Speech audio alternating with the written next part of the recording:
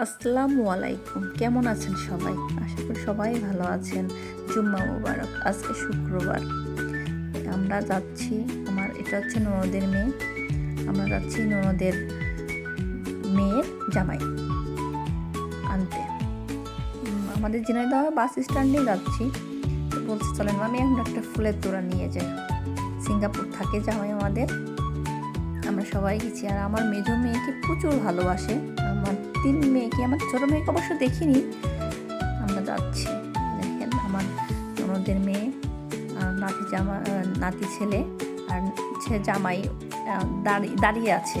আমরা তাকে এটা দিয়ে শুভেচ্ছা দিব। এই যে আমাদের জামাই, আমার বড় মেয়ে আর আমার মেজো মেয়ে লাফ দিয়ে দুলাভাইয়ের কোলে উঠেছে। এত ভালোবাসে, দুলাভাই যেমন ভালোবাসে তেমন। দেখেন বাবার কোলে গেল।